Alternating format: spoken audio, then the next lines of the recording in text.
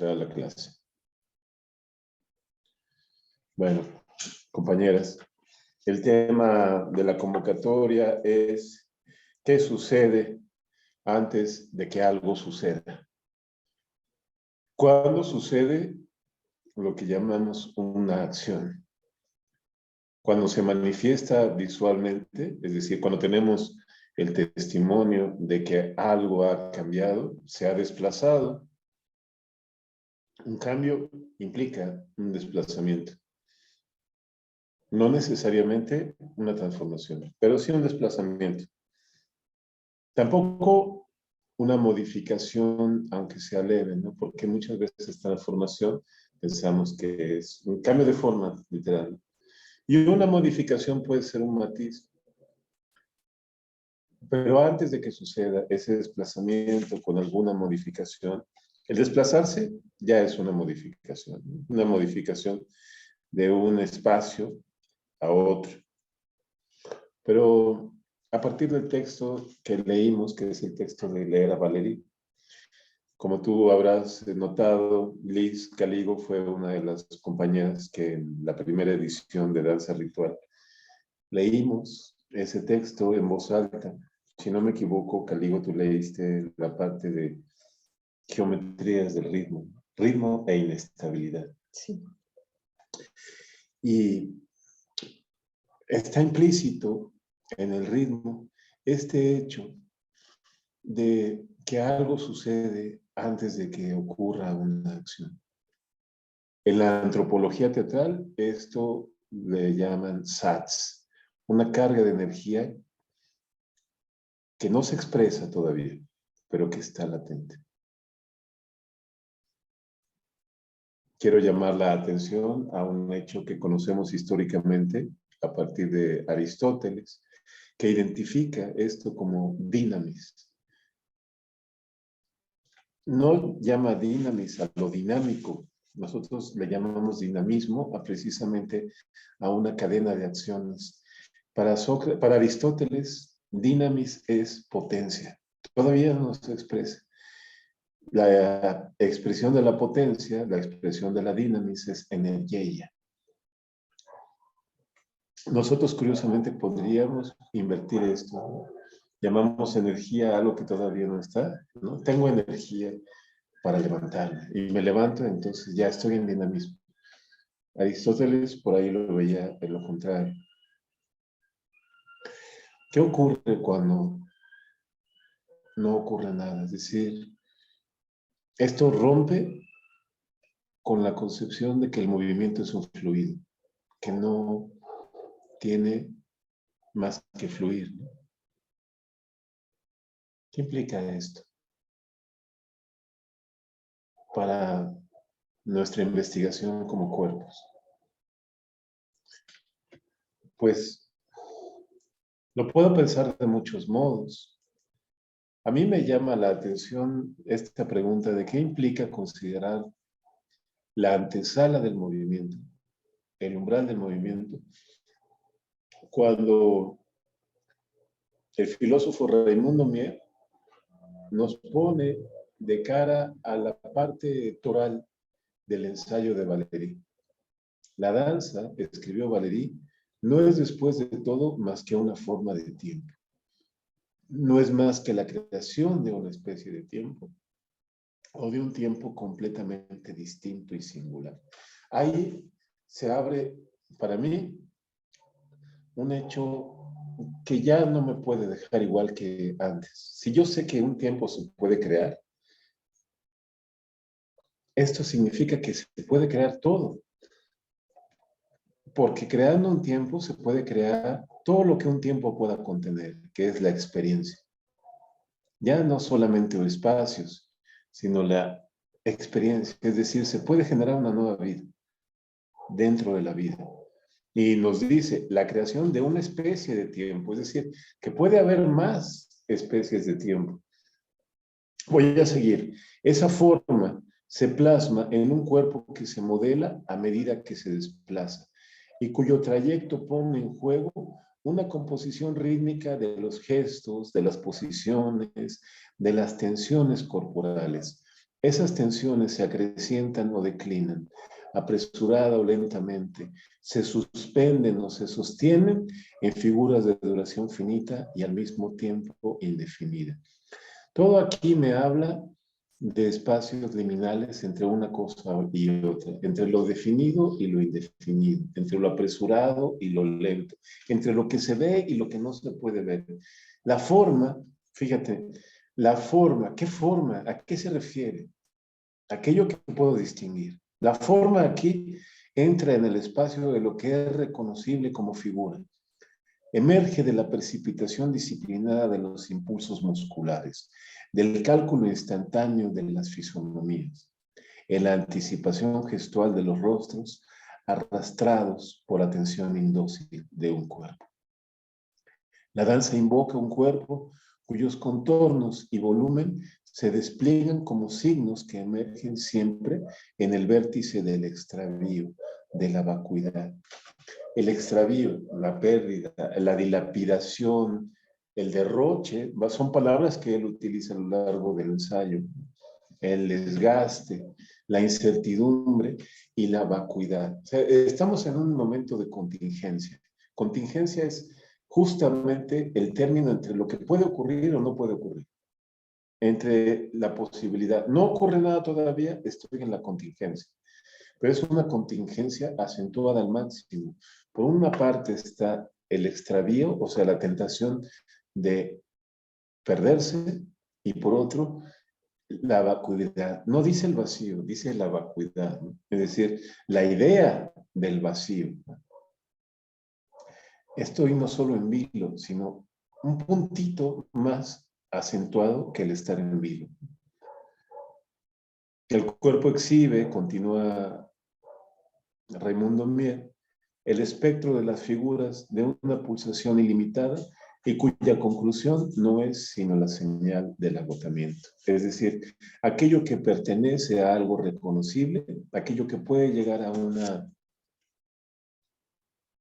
meta, un puerto, un lugar donde lo puedo identificar, es por agotamiento. Es decir, por la extenuación de una figura que de otro modo, si no hubiera una sensación mínima de final, podría ser infinita. Nos está hablando de una paradoja entre cuestiones que no solemos poner en relación con el movimiento. Por un lado, esa antesala, ese umbral, esa contingencia que parece más poderosa que la acción misma. Es decir, la vitalidad y el agotamiento se encuentran en una zona idéntica de potencia. Lo que ocurre después es un espectro. La realidad es justamente aquello que no podemos hacer, justamente aquello que no podemos aprender, porque está en esa zona liminal donde la acción no puede llegar, pero sin ello no habría acción. ¿Me doy a entender? Sí. La acción surge de un lugar donde esa no acción existe. No es un lugar carente o vacío. Es la vacuidad, pero lo que existe ahí es vacuidad, exactamente.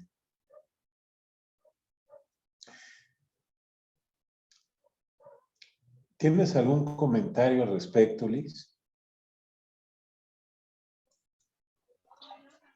Sí, Emilio, este concepto de vacuidad habla de, como dices, de estados fuera de extracotidianos, digamos, estos estados a los que uno accede en la presencia o en estos destellos de conexión con el vínculo sagrado. Esa sería la vacuidad en este caso.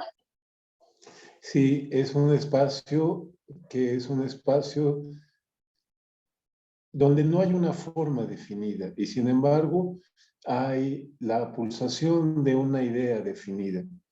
En otro texto, que no es el que pedí leer necesariamente, sino uno de los textos que yo dije que iba a comentar, se llama El origen de la danza de Pascal Quignard. Se refiere a esto, dice, la danza es lo que procede de la noche y se vierte súbitamente en la luz. La noche es aquello que está en la oscuridad. Existe, pero no lo podemos detectar. Tiene su propia lógica. Es un mundo nocturno, es el mundo del inconsciente. En el inconsciente está el SATS, está el estímulo, está la anticipación, está ese estado de vacuidad. Existimos, pero no sabemos que existimos. Y nos llegan como un dato fantasmagórico los sueños. Esos sueños que parecen extraídos de otra persona muchas veces, pero que de algún modo relacionamos con nosotros. Pero no estamos seguros. ¿Cómo sé que lo que yo sueño me pertenece a mí? ¿Cómo sé que yo sigo existiendo? Es un lugar fuera del tiempo. Es ese lugar de la no acción o el ma, que tú estás familiarizada con el buto, Liz, y tú también. ¿Cómo comprenden ustedes el sentido del ma?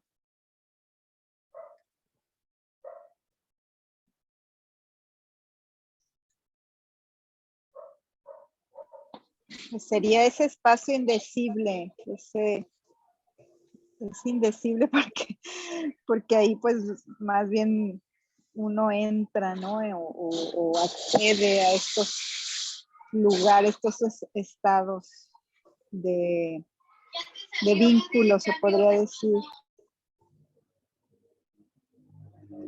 Sí, no se dice, pero existe. No se dice porque lo que se dice es aquello que se puede referir, es aquello que se puede concebir, aquello que tiene figura, ¿no? Decimos aquello que podemos plantearnos como una figura, aunque sea una figura que no existe en la realidad. Esto lo que estoy diciendo debe de sobrar, pero no quiero omitirlo, ¿no? Evidentemente, eh, puede ser un producto de una fantasía, ¿no? Una mosca con cuerpo de león, por ejemplo, ¿no?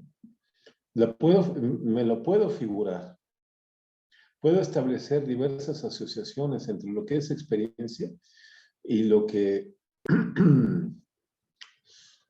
mi percepción me permite gestar en mi imaginación, aunque no lo describa.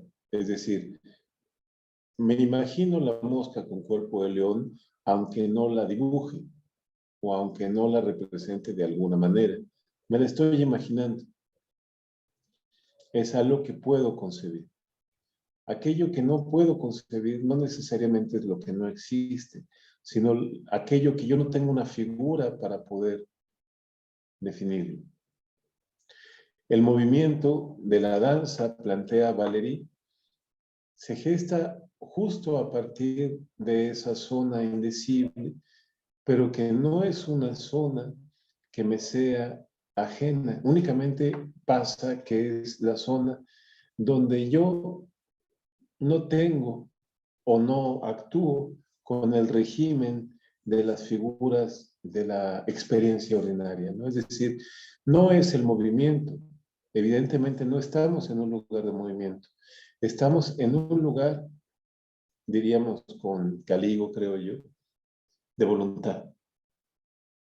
Porque no es otra cosa más que la voluntad de vivir lo que está ahí. No sé si me estoy explicando. Mira, me falta algo, creo yo, para armar toda esta figura completa. Aquello que hacemos tiene siempre un espesor de origen. Ese espesor muchas veces es genético. Nos mantenemos vivos porque los genes están ordenando el funcionamiento de nuestro cuerpo a partir en mucho del sistema nervioso autónomo, ¿no? Van ordenando eso genéticamente, porque pertenecemos a esta especie, lo ordenan de la manera adecuada para nuestro cuerpo. Sin embargo, creo yo que todos, en mayor o menor medida, tenemos también circunstancias que nos delimitan genéticamente, precisamente por eso, ¿no? Pongo un ejemplo que para mí es muy claro, ¿no? La genética en sí de la especie humana a mí me permite, como ustedes, tener el sistema circulatorio funcionando. Pero en una herencia paterna, yo tengo un problema circulatorio en la pierna derecha. Lo reconozco. Es hereditario, es genético. Es decir, eso está limitado, signado, condicionado. Ahí está. No fue mi voluntad.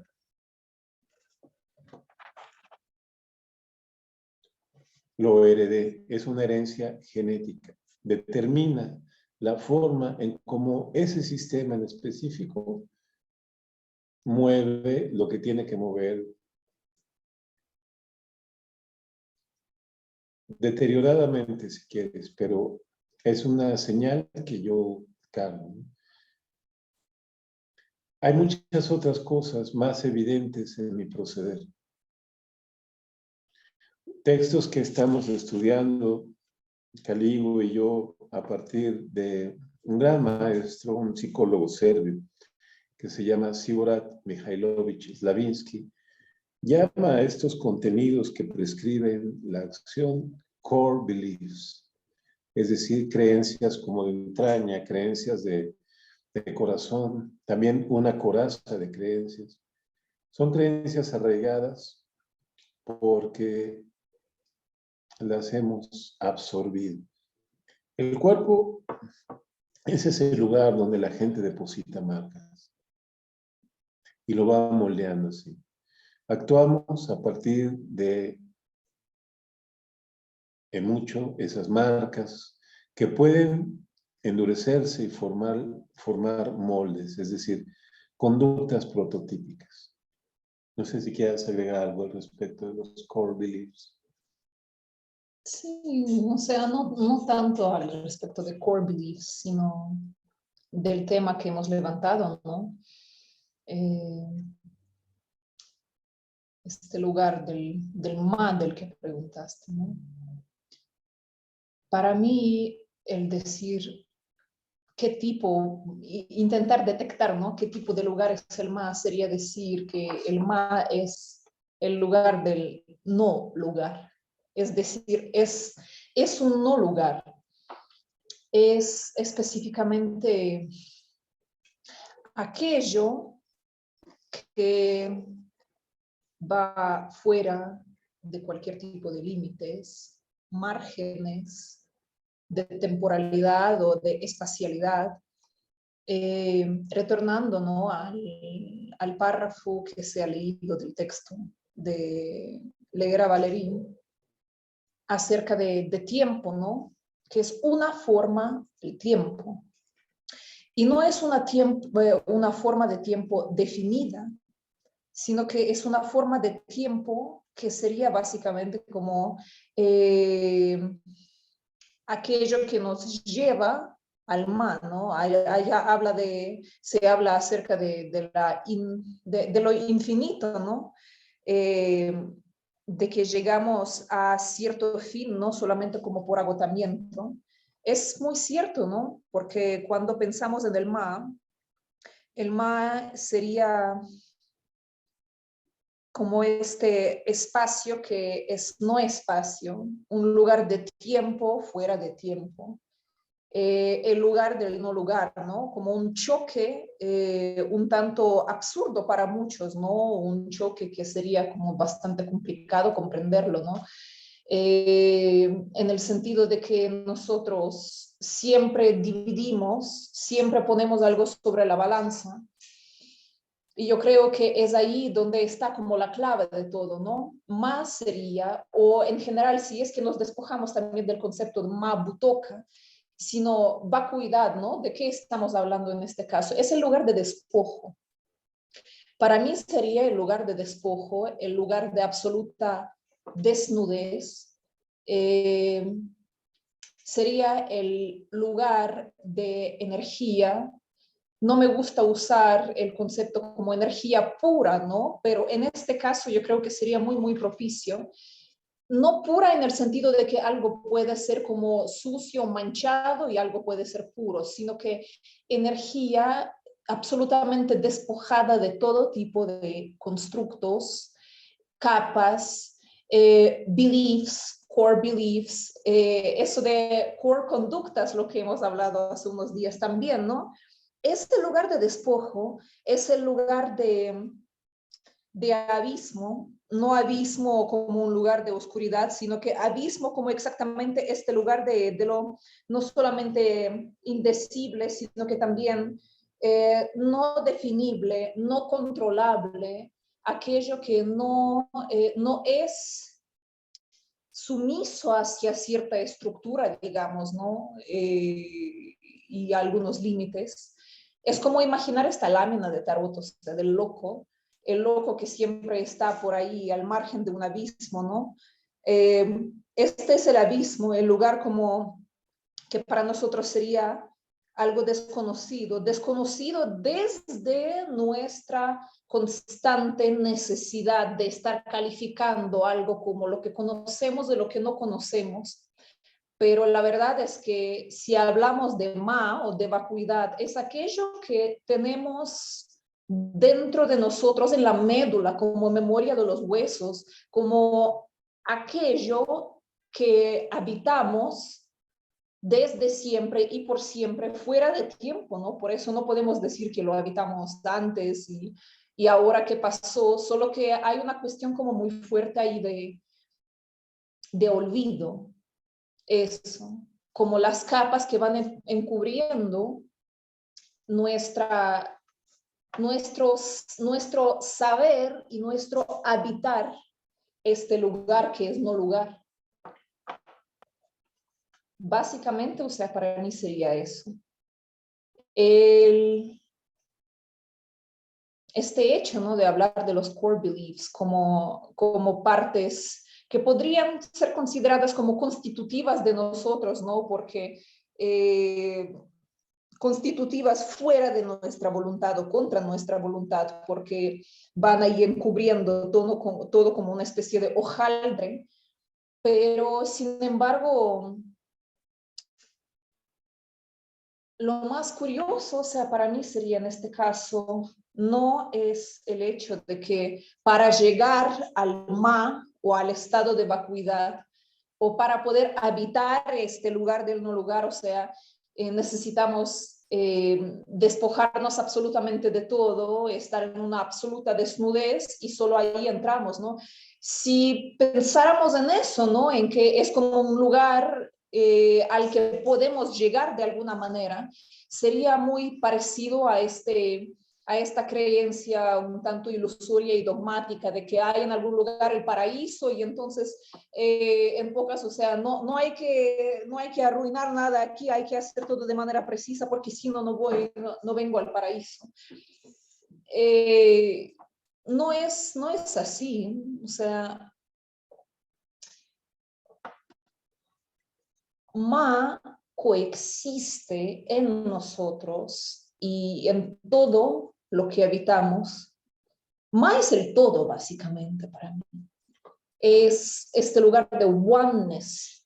Oneness, pero no oneness no fragmentada, sino que oneness que tiene todo esto que la hace ser oneness. Y entonces nosotros con nuestros core beliefs y con nuestros seres un tanto a veces chuecos o un tanto a veces como, no sé, colapsados, fisurados, fragmentados, también somos parte de este ma. La cuestión es llegar a habitarlo y para eso sí se requiere la voluntad.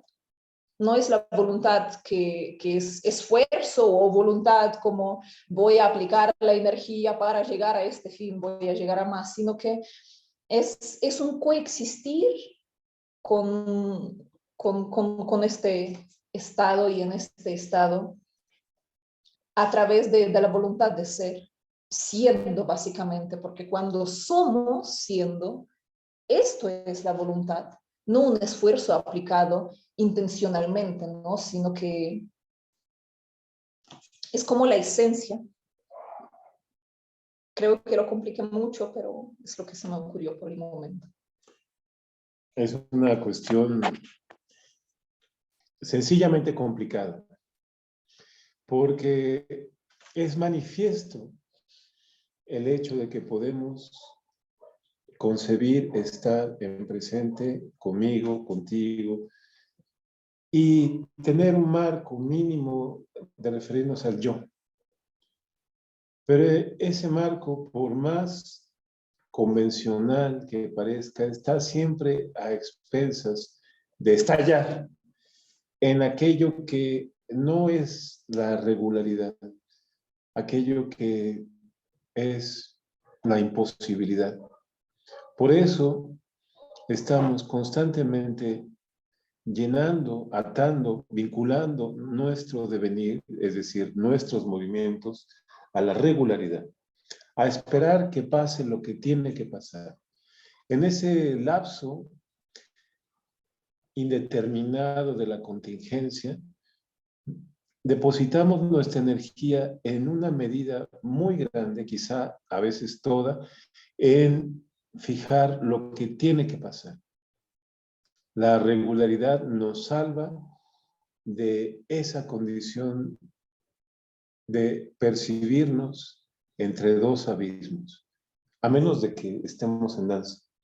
Creo que cuando estás en danza, te percibes precisamente arrojada a un lugar donde las regularidades van perdiendo progresivamente una fuerza de presencia. Si tú las tomas en cuenta, entonces cesa la danza. Estás en otro ambiente.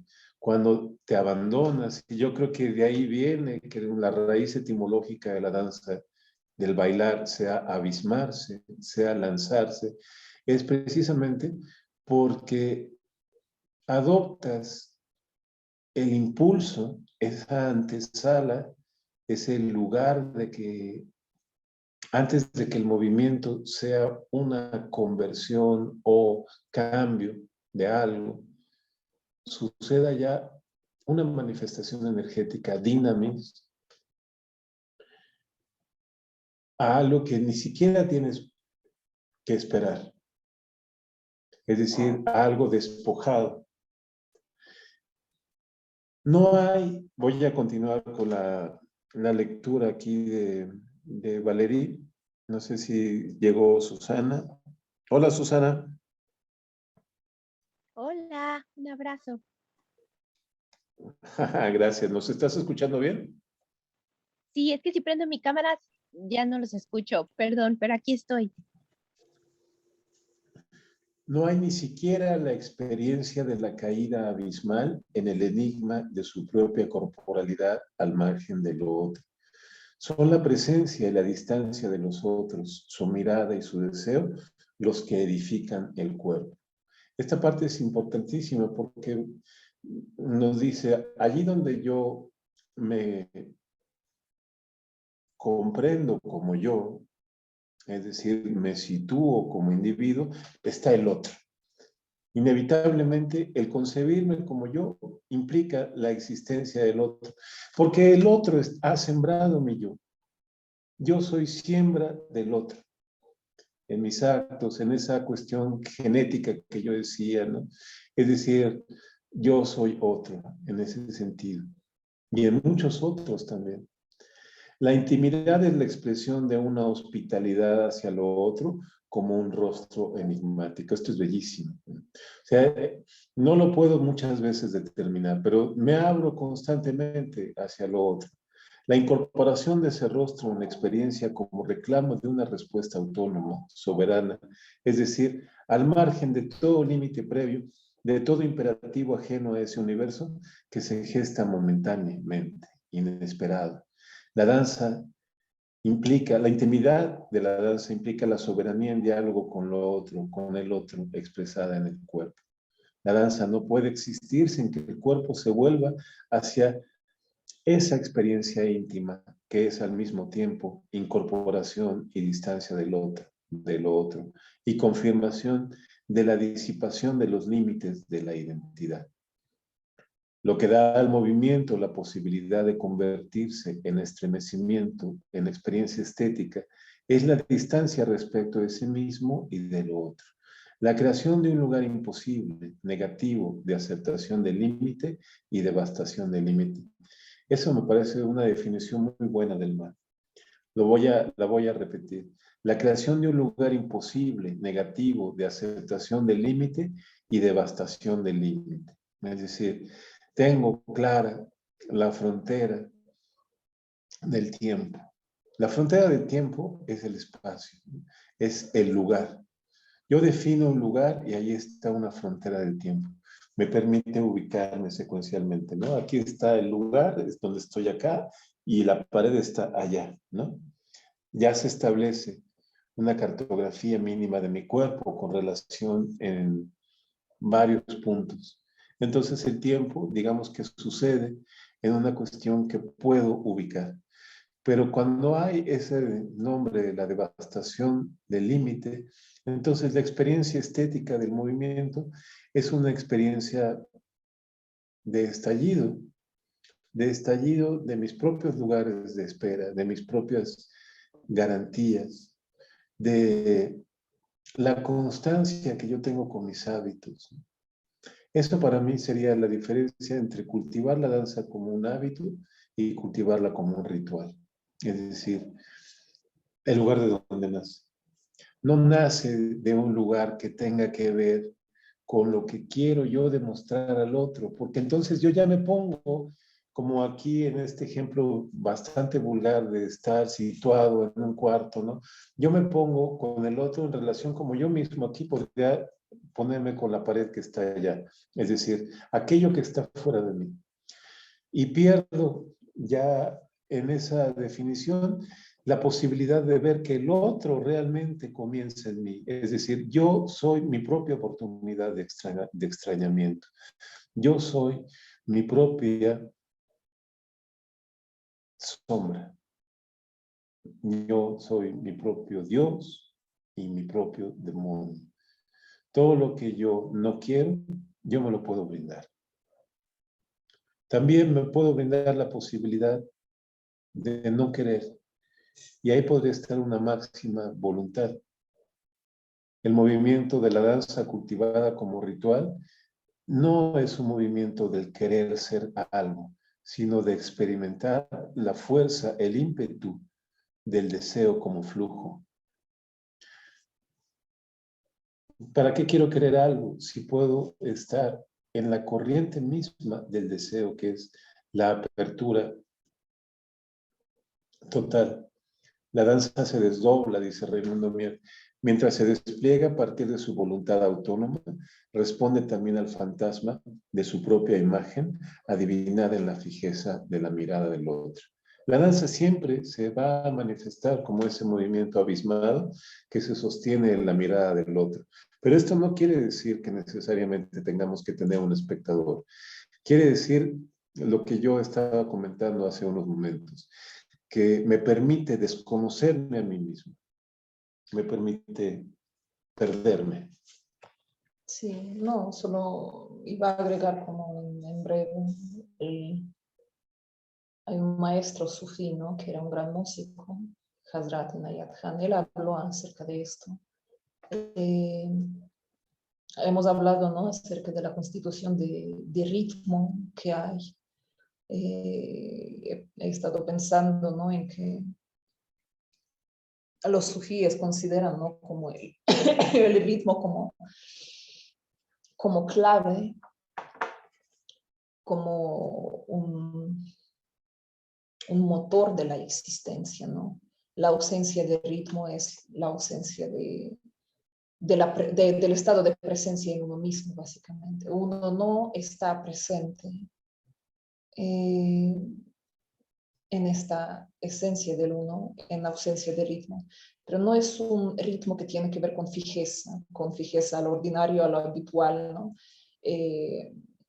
A una disciplina muy dogmática, muy despótica, sino que es el concepto del ritmo como una pulsación, como un latir existencial en el que todos estamos en este ritmo, ¿no? Todos somos parte del ritmo, somos el ritmo por sí mismos y también somos los que influenciamos el ritmo. Tiene que ver, ¿no?, con voluntad en este caso. Entonces, recordé esto porque después, o sea, posteriormente, ¿no?, el maestro dice que para llegar a establecer este ritmo, para llegar a como autoentonarse contigo mismo, ¿no? Muchos, cuando viene el momento en el que se plantea frente a ellos, ¿no?, una especie, siempre un día amanecemos, ¿no?, con alguna pregunta existencial: ¿qué soy? ¿Por qué soy? ¿Para qué soy? Y entonces, en busca de las respuestas, comenzamos a aprender de esto, aprender de aquello, un poco por aquí, un poco por allá, siempre procurando comprender. Y es parte, ¿no?, del pulsar, es parte del camino. A veces el desviarse del camino o de repente como tener una especie de aritmia existencial, eso también es parte del aprendizaje. Lo que hacen los sabios al haber recopilado un montón de conocimiento a través de aprendizaje es lo siguiente, ¿no? Para llegar a ser lo que soy, habitando este espacio del que estamos hablando, ¿no?, que sería el humano, necesito desaprender todo lo aprendido. Aprendo de mí, aprendo constantemente, pero también hay un lugar muy importante, el de no olvidarse a desaprender. Eso era lo que quería agregar. Has tocado un punto central de otro texto que no era obligatorio leer, pero que ya mencionamos, que es El origen de la danza, de Pascal Quignard. Le habíamos dicho, la danza es lo que procede de la noche y se vierte súbitamente en la luz. La danza es lo que tienta la luz, es una tentación, es un espesor. No está en la luz, está junto a la luz. Por eso resulta tan importante la luz en los espectáculos de danza. La danza no pertenece al lenguaje, no pertenece al juicio, no tiene rostro, no tiene una apariencia fija. La danza no pertenece al segundo mundo. Santa Teresa escribió que al comienzo de sus trances, o sea, sus visiones, tenía la intención de obrar bien y que justo ahí recibió su pecado. El pecado de Santa Teresa consistía en pensar en la mirada que los otros podían poner en ella.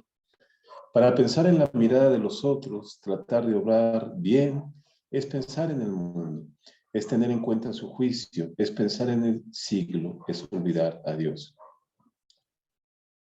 Un día, Santa Teresa llegó al refectorio caminando en 4 patas, con un lazo al cuello, tirada por una hermana, como si fuera un perro. Las otras hermanas se burlaron y entonces de repente, mientras ella aguantaba sus bromas, vio venir a Dios. Lo vio avanzando sobre las baldosas de arcilla. Lo vio quedarse cerca de ella mientras andaba en 4 patas sobre el piso del refectorio del convento. Y cuanto más perdía su honor, cuanto más la antigua Teresa era humillada en Teresa, cuanto más le hacían doler los huesos en sus rodillas sobre el embaldosado frío, más permanecía junto a ella Jesús cubierto de sangre con su corona de espinas irrisoria, corona que también era ridícula y que había sido expresamente puesto en su cabeza por los guardias como signo de escarnio, y más feliz era ella. La danza apela a la torpeza natal, apela a todos los gestos infantiles. No sabe hablar, no sabe cantar, ni siquiera sabe levantar el pie. ni siquiera sabe apoyarlo. Voy a hacer un paréntesis en la lectura del texto de Quignar, porque seguramente a varios de nosotros se nos viene aquí toda la constelación de ejercicios del Buto que llegan directamente a ese estado de no saber, ni siquiera pretender saber. Y hay una paradoja enorme porque uno repite esos ejercicios, pero no puedes saberlos. O sea, si llegas a saber algo, si digamos, como mencionamos coloquialmente en Latinoamérica, si te sale algo bien, entonces eso no sirve. Te tienes que mantener en el punto del no saber. Es esa epistemología del impulso. No llegar a ser maestra de la acción, sino llegar a vislumbrar la maestría de trabajar sobre la no acción. No sobre lo que yo pretendo. Lo que yo pretendo, escúchame por favor, siempre va a estar condicionada por aquellos otros que están en mí. Es decir, lo que otros esperaban de mí, lo que otros me dijeron que era la vida, lo que otros esperan de la danza misma, lo que yo mismo espero de mí mismo. Tengo que desconocerme. Tengo que hacer un pacto con algo que es un hecho, que quizá por ser tan contundente ya no lo vemos. Que cada movimiento tiene un margen de novedad tremendo. Cada movimiento que hacemos puede ser siempre un movimiento virginal, a menos que lo concibamos como parte del devenir del tiempo normal. Entonces, claro, estoy moviendo las manos, muevo la computadora, tomo un vaso, hablo como se supone que yo hablo, con las entonaciones. Es decir, entro en la madeja de mi mismidad. Tú utilizaste una palabra que utiliza el maestro Mikhailovich Sibora, el oneness. Pero el oneness no es la mismidad. Es como el ser, pero no es el ser de mi personalidad. Es el uno que es todo y el todo que es uno. Es decir, tengo que dejar espacio de mí, tengo que ir mitigando un poco Gustavo Emilio Rosales para que el oneness actúe en mí. La danza apela, voy a seguir la lectura de Quignar, la danza apela al cuerpo silencioso que habita toda la vida. Fíjate que ahí está, lo dice mejor que nadie. La danza apela al cuerpo silencioso que habita toda la vida en otro cuerpo que precede, en otro cuerpo que ya no está. Es mi posibilidad de estar realmente en consonancia con mi condición de ser. Un espacio resonador de todo lo que existe. No es ya mi movimiento. Mi movimiento no permite el movimiento. Cuando yo digo mi movimiento, no permito el movimiento del pasto en mí, del colibrí en mí, de la montaña de la tarde hoy en mí. Entonces ya lo reduzco a lo que yo conozco. La danza, continúa Quignar, apela al cuerpo antes del lenguaje, al cuerpo originario, al cuerpo ovular, al cuerpo embrionario, al cuerpo fetal, al cuerpo natal, al cuerpo infantil, al cuerpo antes del yo, al cuerpo antes de la posición sujeto, al cuerpo antes del rostro, al cuerpo antes del espejo, al cuerpo antes de la piel, al cuerpo antes de la luz. Ahí está.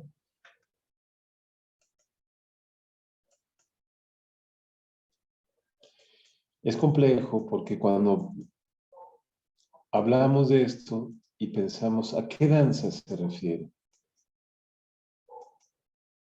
La danza folclórica hace esto, solo el buto, el ballet puede caer en ese territorio. ¿A qué danza se refiere?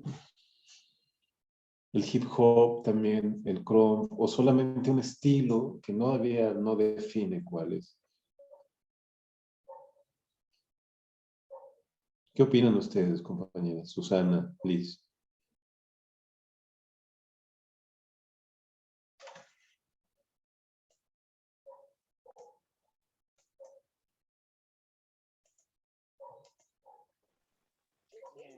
Pues yo regresaría a lo que hablaba Caligo del despojo, esta palabra que se vuelve tan presente aquí, porque pues puede ser cualquier tipo de danza, quizá en las danzas folclóricas o en las danzas que vemos en las regiones de México esté más presente este despojo, porque finalmente no tiene que ver con un estilo, creo yo, sino con una presencia de la persona, con este abismarse, con esto que hablabas de apelar al cuerpo original, al cuerpo antes del yo, que muchas veces pues la danza nos construye, la misma danza con las técnicas y con todo lo que uno se va colgando de sí mismo, nos construye este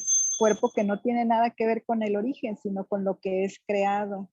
Entonces, creo que podría ser cualquier bailarín, podría ser cualquier persona que, incluso no un bailarín, sino alguien que dance simplemente y que esté pues conectado a ese sustrato de potencia, esto que hablas del movimiento virginal, ¿no? Que uno a fuerza de mecanizar y de repetición lo va matando. Entonces sí, me parece me quedo pues con esta palabra del despojo. Gracias, Caligo. Yo creo que podría agregar. Yo recuerdo que en algunas sesiones, en una de las tantas ocasiones cuando se preguntaba acerca de lo que es la danza en sí, para uno, ¿no? Dime, ¿qué es danza para ti? Cuando se tocaba la perspectiva de verle a la danza como vida en sí. Danzar es vivir, vivir es danzar, ¿no? Entonces llegábamos como a un cierto choque, ¿no? De que de ser así podríamos decir que todo lo que hacemos es danza y todo lo que existe danza y todo lo que se mueve está danzando, ¿no? Y yo creo que desde el momento en el que por primera vez se planteó eso, ¿no? En mí, y hasta ahora he llegado a una comprensión que es algo que late en mí. Yo no sé si alguien piensa de manera igual. Todo en realidad es la danza, pero aquí, ojo, ¿todo en qué sentido? Podemos ser bailarines más virtuosos o pueden existir bailarines más virtuosos, ¿no? Con una tremenda maestría y cuerpos bonitos y todo. Y puede ser cualquier estilo, ¿no? Obviamente, de tantos que existen. O puede ser ni siquiera un estilo, ¿no? Porque podemos hablar de algo que sea parte como de un fenómeno cultural, la danza de alguna tribu, ¿no? La danza ritual, la danza como una manera de consagrar, etc. Y entonces, ¿qué hay del resto del existir? La latencia de vida en las flores cuando crecen. El colibrí cuando toma el néctar de las flores, ¿también danza o no? Y sin embargo, alguna prima bailarina del ballet, no sé, del teatro de ópera y ballet de Rusia, por ejemplo, puede ser una maestra virtuosa y sin embargo, no veremos en ella más que un cadáver bailando. Entonces, la danza va fuera de estilos y fuera de lo que conocemos como danza. no como un fenómeno cultural, no como un fenómeno artístico, no como un oficio, no como un conjunto de movimientos, sino que la danza está en todo, en lo que hay latencia de vida. Pero sin embargo, cuando llega a ser danza, cuando llega a ser el lugar de ser lo que uno es, de ser siéndose en presencia. Es decir, yo puedo ahora tomar el cuchillo y tomar las hojas de remolacha y cortarlas. Cuán fuerte esté mi estado de presencia ahí puesto en lo que estoy haciendo, el movimiento. Cuánta latencia de vida hay ahí. Tanto será danza. El momento en el que lo hago automáticamente, el momento en el que la vida se reduce a los automatismos, eso no es danza. Y entonces, retornando a este hecho, ¿no? Pueden existir un montón de estilos de los que podríamos decir, esto es danza, ¿no? Si no hay latencia de vida ahí, si no hay estado de presencia, es como si hubiera cadáveres, cuerpos muertos, moviéndose automáticamente. Eso.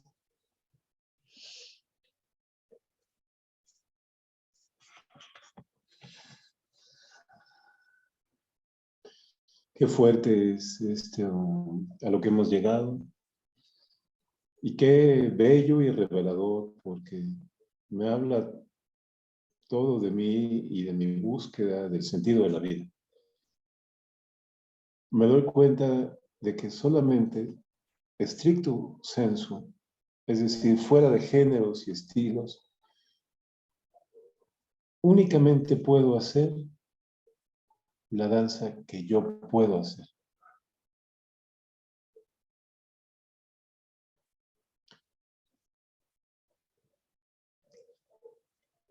En lo que yo puedo está la danza que yo puedo hacer. No la danza que yo hago. El yo puedo ahí me parece clave. No es lo que yo estoy haciendo. Es justo antes del ser siendo. El yo puedo. Lo que yo puedo no puedes tú. Lo que tú puedes no puedo yo. Es la singularidad de la universalidad de la vida. La manera en que la vida ha encarnado para hacer lo que estamos siendo nosotros. ¿Me doy a entender? Es la potencia lo que va a definir mi camino en el tiempo, no que yo comparto contigo, sino en el tiempo que estoy haciendo. En el tiempo que venturosamente puedo hacer. Por eso es tan grande la idea de Valéry de la danza como una creación de tiempo, porque pone justamente el acento, la mirada en el tiempo que yo puedo hacer, no en el tiempo que estoy conviviendo contigo, sino en aquello que se puede generar a partir de mí. Es decir, no es solamente vivir, sino la vida que yo puedo producir al vivir. ¿Verdad? ¿Algún comentario a lo que estamos conversando, Susi o Liz? Sí, muchas gracias. La verdad es que coincido profundamente, resueno muchísimo con este estado de presencia y con esta latencia de vida. Me encantó la manera en la que se expresa la latencia de vida, porque cuántas veces hemos visto producciones enormes con mucho de todo, pero por ritmo. Y para mí el ritmo es una esencia de vida. Y a veces ese ritmo puede estar en lo más simple, ¿no? Como en la lluvia, cuando comienza la lluvia, cómo cambia todo la atmósfera, o cómo, pues aquí donde vivo caen los huracanes, ¿no? Y se pone una danza bastante interesante, cómo cambia hasta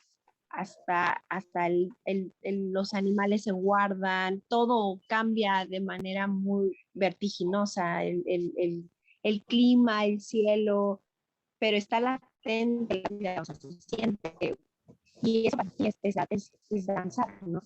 Y, y a veces está todo el constructo, todo lo de alrededor o la exigencia, porque luego pues nos exigen, ¿no? Para coreografías, para cosas específicas, ciertos requerimientos, ¿no? Que uno va tratando de seguirse y muchas veces renuncias o sacrificas de estos movimientos naturales, que es parte de tu latencia de vida.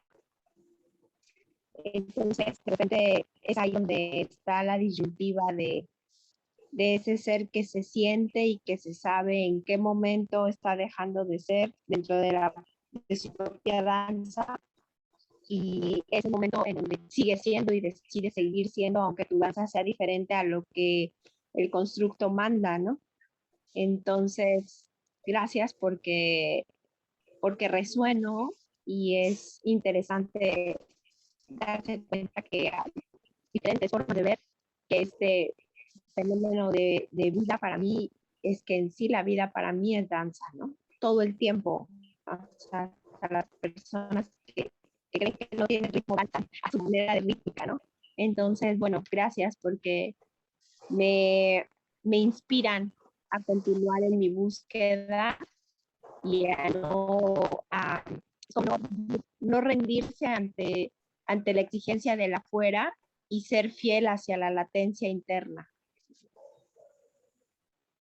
Gracias. Pues gracias, sobre todo, gracias Susi, y gracias, lo digo en voz alta, sobre todo a nuestra capacidad en la medida que sea, pero nuestra capacidad de dejar de ser iguales a nosotros mismos, nuestra capacidad de tener conciencia de los automatismos, de las inscripciones, de los legados, de las genealogías que actúan en nosotros, y poder, aunque sea mínimamente, colocarnos en el lugar de esa potencia que es de otra edad, pero que no tiene una marca determinante, una potencia que no necesita apellidos, una danza sin adjetivos, sin géneros, sin patrones, una danza que se pueda practicar en cada paso, en cada movimiento, con el convencimiento de que se esté llevando a cabo una danza, es decir, una actividad de la conciencia en un nivel fundamental. Complejo, se requiere mucha valentía. Pienso constantemente en la inmensa valentía de nuestros antepasados que en situaciones mucho más precarias que la de nosotros, ¿no? Es decir, en un ambiente natural lleno de depredadores, se dieron el lujo de perderse, de investigar esta cuestión que implica abandonarse, que implica lanzarse, extraviarse, que implica perder la conciencia normal para investigar otros estados de conciencia. Hay que recordar que lo hicieron muchas veces con ayuda de enteógenos, es decir, que a la danza se sumaban los estados producidos por la medicina, lo cual es tremendo. Y es decir, implicaba un riesgo de vida máximo, y sin embargo, se abocaron a ello. Yo compartí un par de videos para seguir hablando de esto con una referencia a hechos, espectáculos de danza, porque me interesa tener estos dos ejemplos contrastantes. Me parece que, si no sé si los tuvieron tiempo de verlos. Uno es esta coreografía de médica y trabajadora cultural francesa que se llama Julie Noch. Ella trabajó con 10 adolescentes en una zona problemática, es la zona donde está el Centro Cultural de la Danza en Francia, en París, pero es una zona muy marginal, se llama Pantin se escribe. Es una zona de cruce de varias comunidades extranjeras. Hay muchas comunidades árabes que, como ustedes saben, no por ser árabes van a ser cordiales entre sí, sino muchas veces ocurre lo contrario, ¿no? Los marroquíes se pelean con los árabes del desierto y estos con los judíos y luego con gente que viene de África también. Es una zona de pobreza y violencia.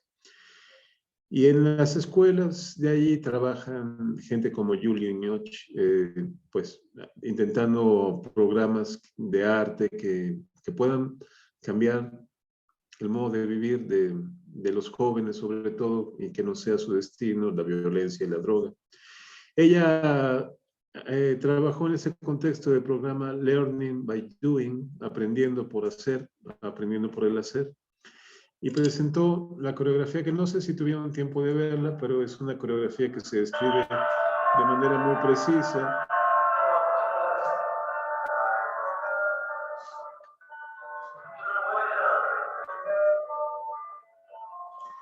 Una coreografía en la que intervienen 10 jóvenes de este programa, ¿no?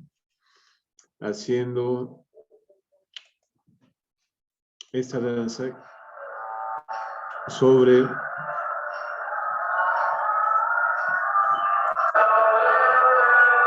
a partir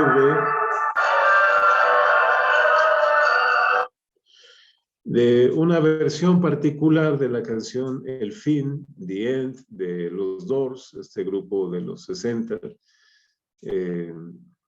liderado por Jim Morrison, una canción en una versión muy particular, además porque es la canción del concierto de Miami, donde Jim Morrison se encontraba en un estado visionario, terminó siendo arrestado por masturbarse en el escenario con esta canción. Es una canción que tiene ahí en la letra una cuestión relacionada con el Edipo, el mito del Edipo, el mito psicológico que retoma Freud. Y la secuencia es muy precisa, las diversas secuencias, ¿no? Los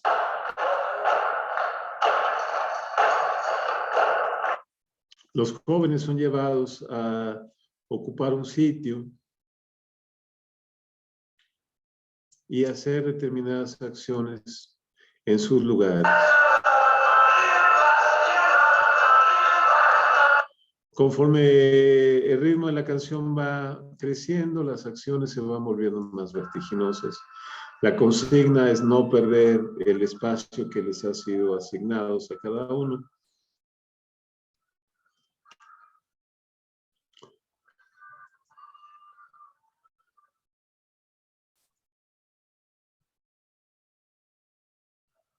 Y así terminará en un clímax, como la canción es climática, termina en un clímax la danza.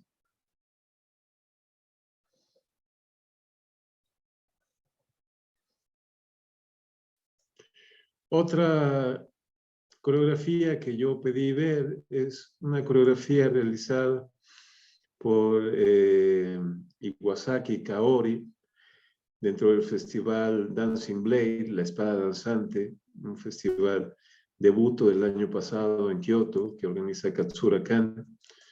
Es un solo que evoca tradiciones teatrales japoneses, especialmente tiene mucho de la caminata del teatro no.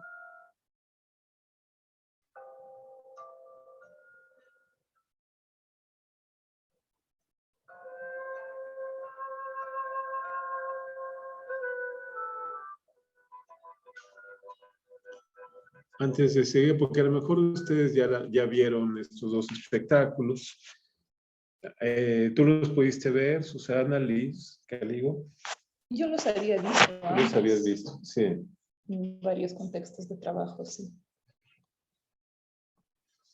¿Cómo podríamos analizar esto a partir de lo que estamos diciendo?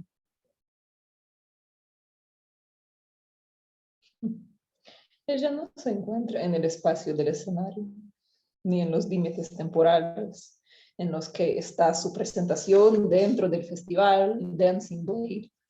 El momento en el que se encuentra ella es el momento de no momento, en un no lugar absoluto. Es un estado de presencia, ¿no?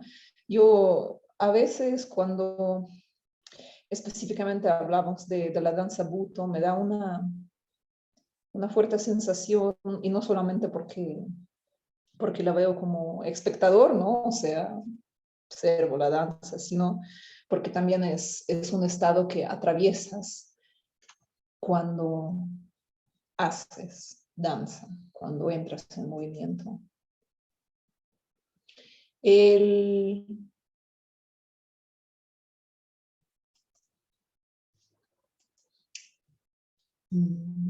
¿Cómo lo podría explicar? Justo, fíjate, hoy ocurrió que en uno de los materiales que estuve yo leyendo hubo un concepto. Lo voy a poner aquí como paralelamente a lo que estamos hablando, ¿no? Para poder como explicarme un poco mejor. Se habló de una práctica que se llamaría soft vision. Soft vision, ¿a qué se refiere la soft vision? La mirada que tenemos nosotros, mirada física, ¿no? Vista, ojos que miran, mayormente siempre se encuentra en un estado de precisión, de concentración, de tensión.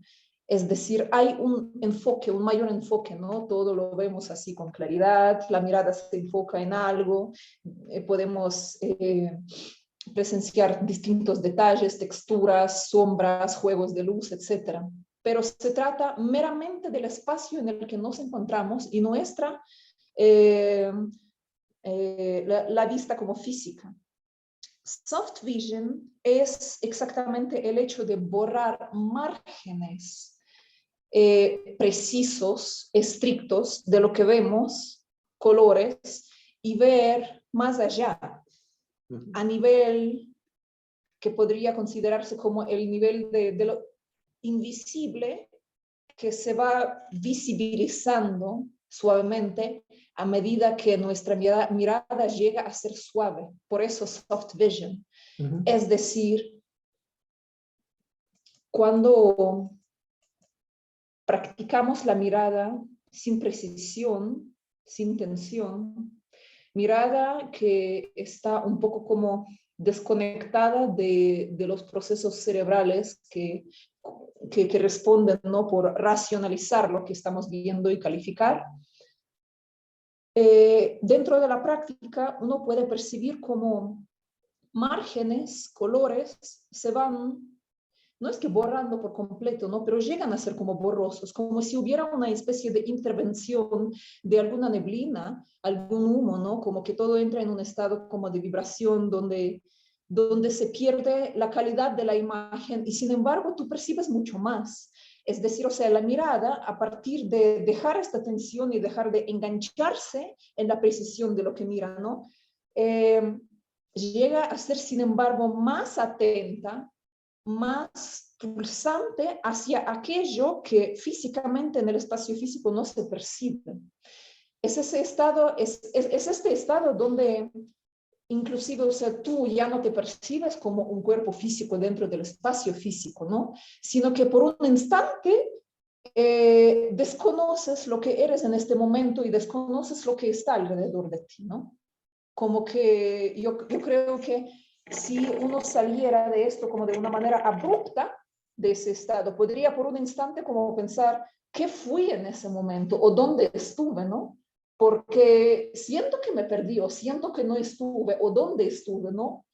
Entonces, para mí, por ejemplo, el ver esta danza, y en sí, si es que vamos un poco más allá de lo que vemos en el video, es esto. Me parece que lo que hace ella, en este caso, sería como el soft vision, solo que él sería como soft movement, pero no en el sentido de que es el movimiento suave y fluido, sino que es el movimiento que ella realiza, a pesar de que lo realiza dentro del espacio físico, frente al público físico, escenario físico, sin embargo su estado de presencia va a manera de este soft vision en un lugar que para la mayoría podría pasar desapercibido, pero sin embargo ella lo está habitando en este momento. Eso es lo que podría decir yo. Y regresando a los les Sísifs, ¿no? El video anterior que vimos, es lo mismo.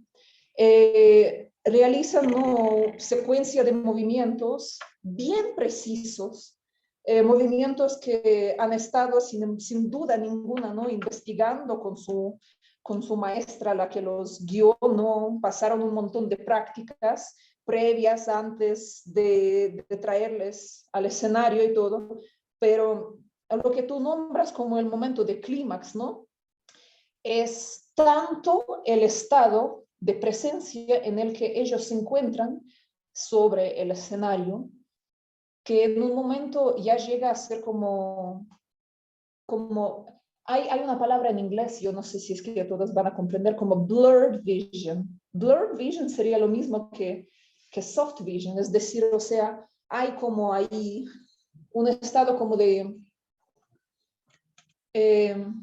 trembling, ¿no? O sea, un estado como muy borroso y vibrante que te da apertura como a una dimensión distinta.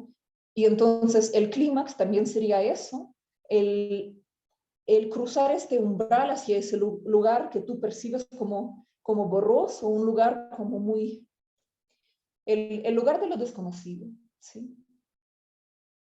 Eso.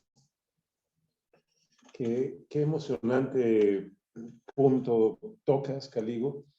Es que esto se puede entrenar.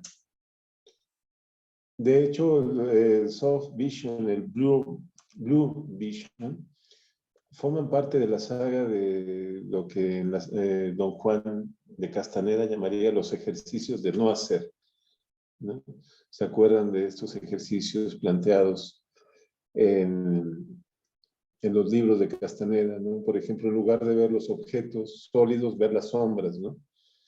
En lugar de sentir que estás avanzando con las piernas, sentir que estás avanzando con los hombros, ¿no?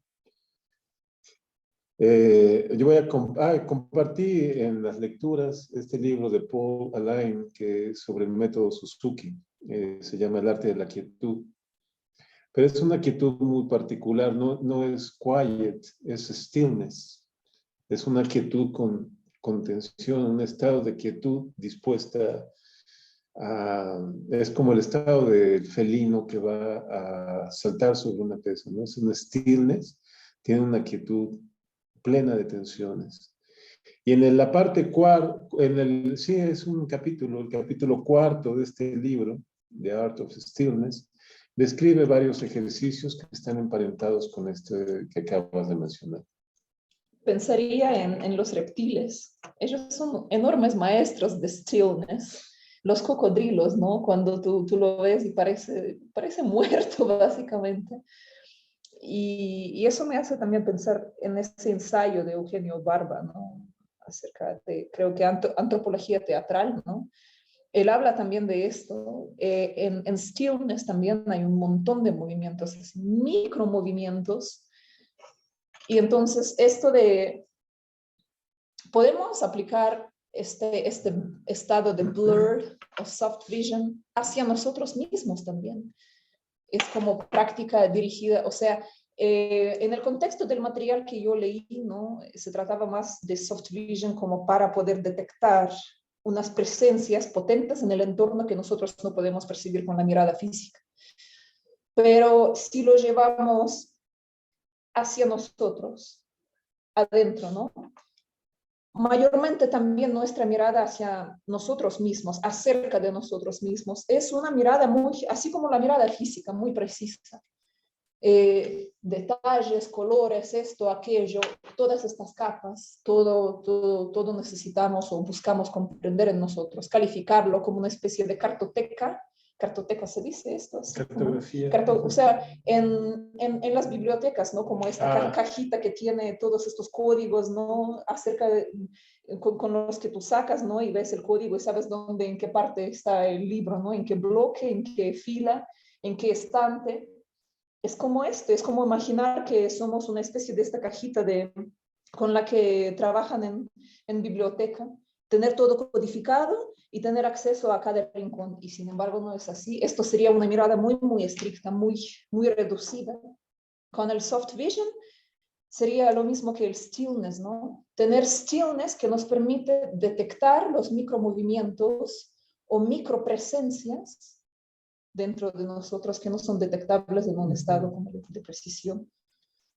Y según lo que dice Suzuki, la voz es muy importante, porque en la voz se pueden encontrar fácilmente sus lugares. Qué impresionante. Es decir, se pueden encontrar voces antes de la voz. Es así. Y yo compartí estas dos coreografías, un solo y la coreografía de conjunto, porque tienen diversas estrategias a partir de un mismo punto, de este punto del impulso. La estrategia que usa el Julie Mioch en la coreografía grupal me pareció brillantísima. ¿Cómo? Fíjate qué reto. ¿Cómo voy a organizar un grupo de 10 adolescentes que ya tiene futuro, según ellos, muy difícil, ¿no? Es decir, gente jóvenes que han sido golpeados, algunos abusados sexualmente, que están en resillas constantes, que para ellos el día a día es vivir en un estado permanente de alerta a la violencia, una violencia constante, negados por todas partes, ¿no? Por su familia, por la escuela, por la ley, por los enemigos de su territorio, etc. Y la atención que ella utilizó fue la atención de su propia realidad condicionada, ¿no? Es decir, no los puso en una circunstancia extraña, sino que los puso como bajo una lupa. El espacio fijo era un lente de aumento y los dejó que brotaran. El trabajo con ellos fue que brotaran los impulsos de su propia rabia, ¿no? Encontró la forma de sostén ideal en esta canción.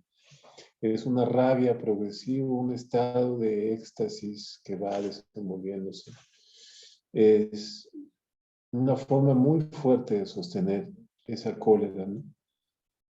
Es decir, en lugar de tratar de borrar los signos que ya tenían esos cuerpos, los utilizó porque debajo de cada signo de nuestros cuerpos late esa potencia innombrable, esa potencia inefable. Eso es un signo muy importante para mí. No pensemos que estemos determinados absolutamente, sino pensemos, invito a considerar esto, debajo de cada determinación, debajo es un decir, obviamente no se sabe si está debajo, está en un lado de la sombra de cada determinación, está una potencia que puede ser completamente inédita. Si ya está la determinación, aprovechémosla, quitémosla como una herida, quitémosle la costra y veamos esa herida palpitante, fresca, que nos va a llevar a movernos desde otra vehemencia. Pienso en los tibetanos con sus 5 venenos que al mismo tiempo son 5 sabidurías, es decir, no te deshaces del veneno para obtener la sabiduría. El veneno es la sabiduría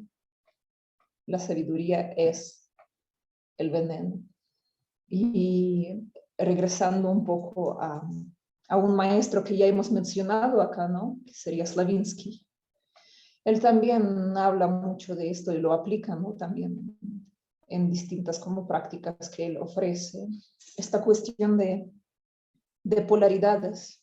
¿Recuerdas, no? En muchos de sus métodos él habla de esto, de las polaridades. Tú no puedes trabajar alguna cuestión en ti si es que no tomas conciencia acerca de su polaridad. Cuando dices, no, debajo de algo hay algo. No, es justo lo que dijiste, ¿no? No se sabe si está debajo. Es como una compañía, ¿no? Como una sola moneda que tiene los lados distintos que forman parte de la misma moneda, básicamente. Pero acá no hablamos de que siempre hay como dos lados, sino que hay una absoluta multiplicidad de distintos aspectos que siempre están en conjunto. Entonces no te deshaces de nada, sino que buscas cómo hacer que sea tu aliado en lo que quieras, en lo que desees. En lo que se desee, en lo que advenga, en lo que se mueva, moverse desde lo que mueve, no moverse desde lo que yo quiero mover o puedo mover, sino dejar brotar. Este término de impulso, umbral, sats, intención, referido al tiempo, los griegos en la antigüedad lo llamaban el kairos, un tiempo de valor para la vida. No era el tiempo común. El kairos era un tiempo decantado. Se refiere en un ensayo sobre un concepto importante y relacionado con lo que decimos, el concepto de lo neutro, Roland Barthes, hablando del vínculo entre este kairos con el Tao. Es decir, el Tao como no sistema, un camino que no es un camino. En el Tao los fenómenos existen, al menos en tanto fenómenos. Sin embargo, el ser manifiesto, que es un ser verdadero, proviene de un no ser. Ahí nuevamente estamos en este territorio del extravío, de la vacuidad. ¿Cómo cultivar el no ser en mi ser? El no ser no es algo que niegue mi ser. Es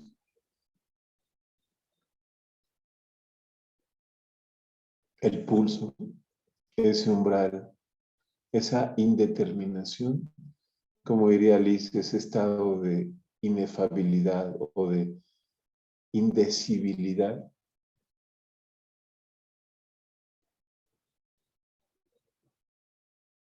donde es. La vida me toma. Yo soy la vida. Un baile a compás, un paso doble.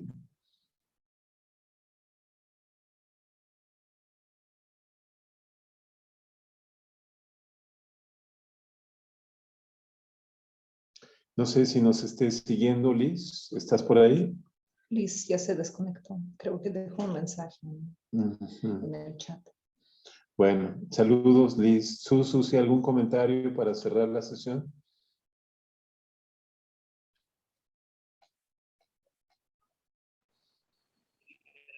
Sí, que es muy interesante cómo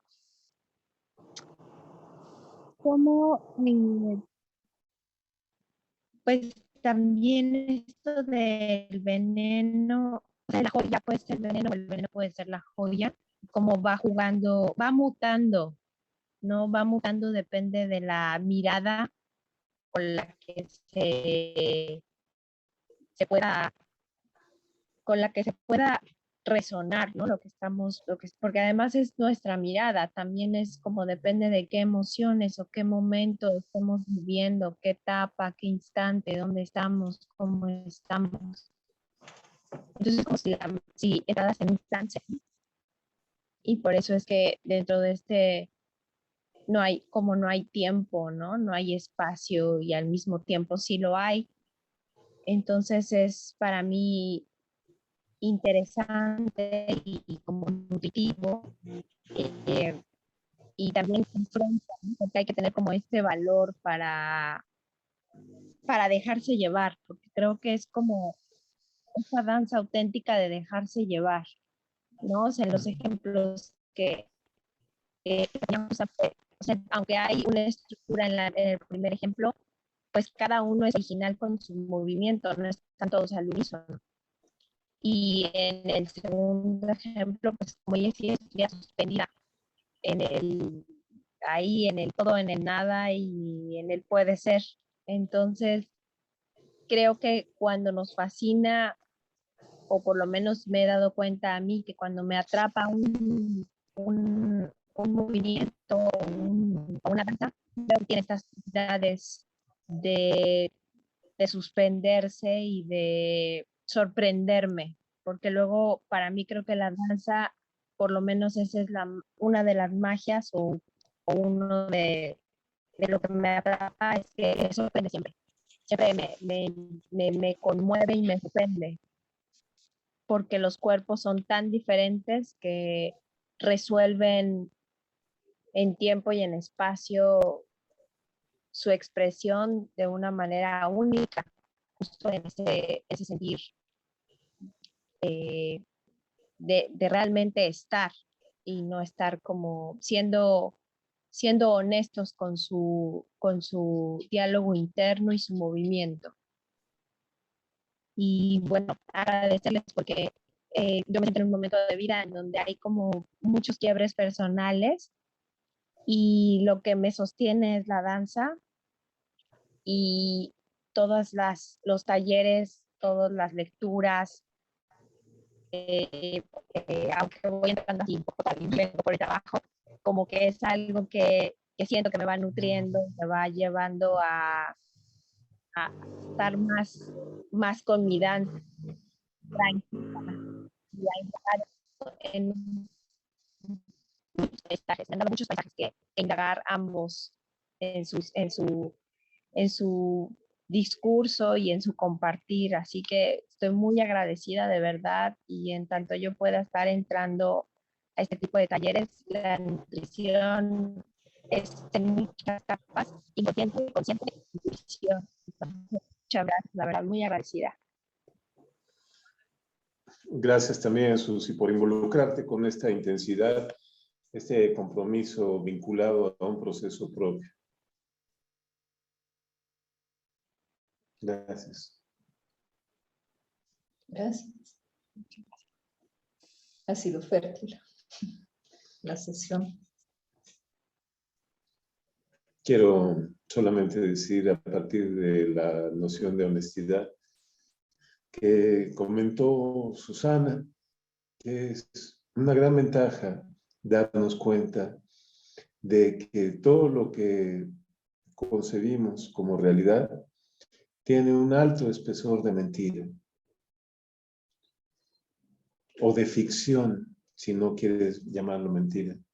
Porque es en esa ficción donde podemos asumir que la verdad está en ese impulso antes de encarnar cualquier carácter, cualquier figura, cualquier papel, ¿no?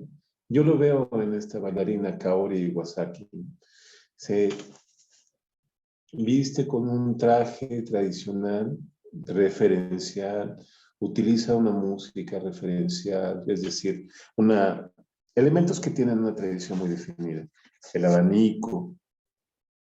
Se sostiene lo definido en estas ficciones para que brote el impulso de verdad de su cuerpo. Uno siente que podría ponerse cualquier otra convención y eso le permite mostrar como un elemento de contraste, ¿no? Como en esos estudios químicos donde tienes que tener un líquido de contraste para que aparezca lo que se está buscando en el estudio, ¿no? Se revela precisamente a partir del contraste. Ahí aparece un impulso vital que podríamos llamar verdadero, ¿no? Ese no movimiento y en la sombra de los movimientos.